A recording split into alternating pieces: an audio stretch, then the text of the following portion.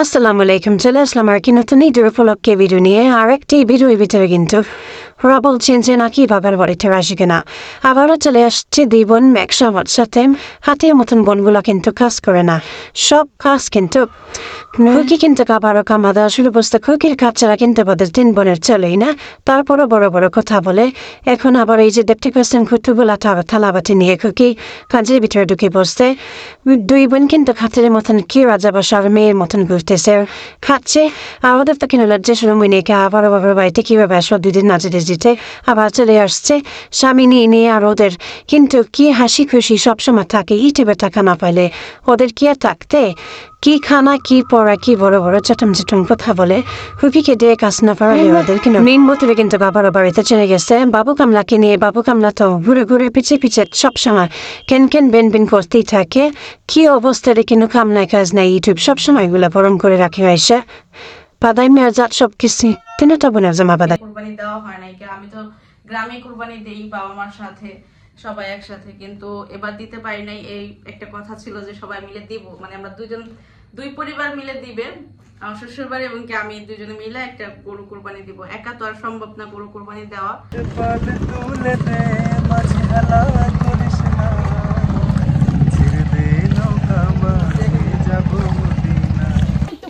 তাহলে না কালকে তো তোরে কইলাম কুরবানি কি আমার দোষে মনে হইছে? তোর দোষ হইছে যে এই ছাড়া দোষ হইছে, বাবার সাথে দোষ হইছে।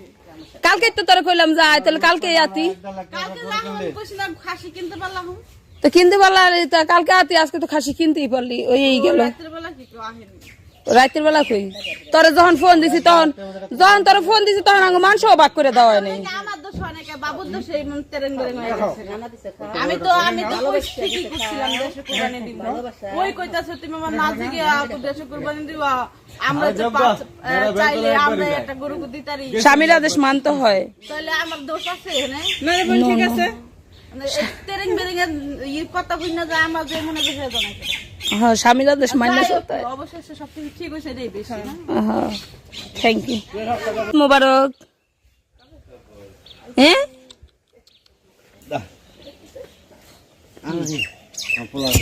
তো এই হলো আমাদের খাসি, 2টা খাসি বাবার মাত্র হলো নিয়ে আসলো।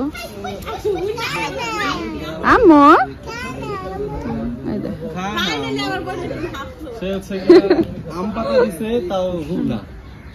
এই যে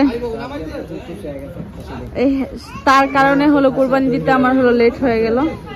তারপরও আলহামদুলিল্লাহ। যত দোষ নন্দ ঘোষ মানে বাবু। কিন্তু তুমি মনে, আচ্ছা তোমার কি মনে হয় একবার তোমার দোষ ছিল? হ্যাঁ 100% ছিল। আমি তো কখনো মিথ্যা কথা বলি না।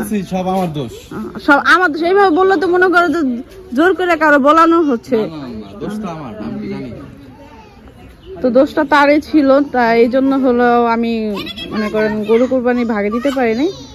যাই হোক আলহামদুলিল্লাহ, অবশেষে আমি দিতে পারতেছি, এটাই আমার জন্য অনেক কিছু।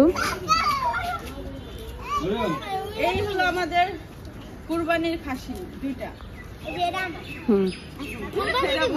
হ্যাঁ আজকে কোরবানি দিবে। দুটো একদম সেম।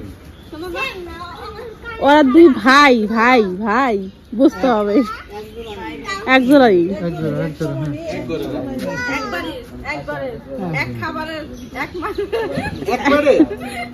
এক মার পেটের। দেখো এক মার পেটের।